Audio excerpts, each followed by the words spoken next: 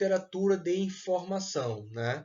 Por que literatura de informação? Porque as obras retratavam muito descritivamente e também informavam sobre a qualidade da terra brasileira, sobre a possibilidade de exploração das riquezas naturais e também dos nativos que aqui habitavam, que era motivo de grande curiosidade do português europeu, né? Então, quentismo, literatura de informação, certo? Feita por exploradores, intelectuais e viajantes, né? Geralmente, o quentismo retrata texto informativo que relata descritivamente sobre a natureza, a fauna e flora brasileira e também sobre os índios. E os gêneros textuais mais comuns são a literatura de viagem e as obras descritivas da terra do Brasil, né? Então vamos lá, as principais obras e autores dessa era do quinhentismo. Temos a carta Dom Manuel I, que é a carta de Pero Vaz de Caminha. Temos Duas Viagens ao Brasil, de Hans Stander, que está dentro dessa tradição da literatura de viagem.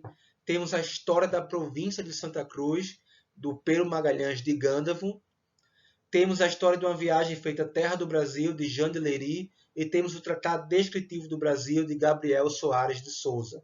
Essas três últimas obras, a de Pero Magalhães Gândavo, Jean de Lery e Gabriel Soares de Souza, são obras que existiam relatos geográficos, relatos cartográficos sobre o Brasil, sobre a qualidade da terra brasileira e do povoamento do Brasil, e tinha com a grande finalidade de fazer uma propaganda na Europa acerca do povoamento dessas terras, porque naquele período do século XVI, século XVII, o Brasil ainda era um território imenso e pouco povoado naquele período. Então essas obras elas tinham um grande objetivo de quê? De fazer a propaganda de povoamento aqui da América, né? Daqui da América do Sul, né? Então, temos aqui no prólogo ao leitor da obra de Pero Magalhães de Gândavo esse mesmo motivo, né? Quando ele fala: a causa principal que me obrigou a lançar mão da presente história e sair com ela à luz foi por não haver até agora pessoa que a empreendesse, havendo já 70 e tantos anos que esta província é descoberta, a qual história creio que mais esteve sepultada em tanto silêncio, pelo pouco caso que os portugueses fizeram sempre da mesma província, como assim, as províncias do Brasil, né? Que por faltarem na terra pessoas de engenho e curiosas que por melhor estilo e mais copiosamente que eu a escrevesse, né? Então, Pedro de Magalhães Gândavo, na história da província de Santa Cruz, ele coloca como prólogo ao leitor o grande motivo da sua obra, que é divulgar mais informações sobre a terra brasileira e sobre a possibilidade de povoamento aqui no Brasil, né?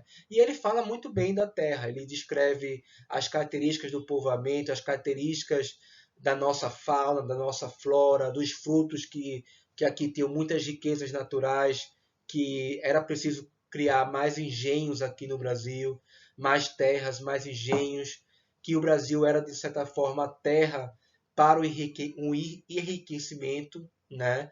Então, essa obra, História da Província de Santa Cruz, é um grande documento histórico e também um grande relato sobre as qualidades essenciais da terra brasileira e também da possibilidade de enriquecimento que era proposto em relação à propaganda dessa obra para o povoamento aqui no Brasil, né?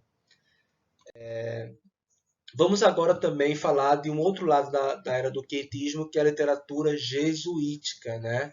A literatura jesuítica é feita nada mais, nada menos que os padres jesuítas, e o grande objetivo dessas obras jesuíticas era catequizar os índios, de converter os nativos aos valores cristãos, né? Então, quais são os gêneros textuais específicos desse movimento literário? Eram poemas didáticos, poemas que tinham uma grande finalidade didática, né, de impor os valores cristãos, peças teatrais, peças que existia a representação a dupla representação do bem e do mal, do Deus católico, e a representação do mal a partir dos deuses das crenças indígenas, né? Então, o mal era de fato as crenças indígenas, né? O mal era justamente o deus Tupã, em que os índios acreditavam, tinha essa crença do deus Tupã, que era o deus do trovão, né? e o lado do bom, o lado do bem, era o Deus católico, o Deus que ia salvar todas as tribos indígenas para a salvação eterna, né? E as principais obras desse período são a Alto de São Lourenço, do padre José de Anchieta, Feitos de Mendes Sá, também do padre José de Anchieta, e Diálogo sobre a Conversão do Gentil, do padre Manuel da Nóbrega, que foi também um outro importantíssimo jesuíta, né? E lembrando também bem, existe também as Cartas de José de Anchieta, né? Que tinham um grande valor também histórico naquele período.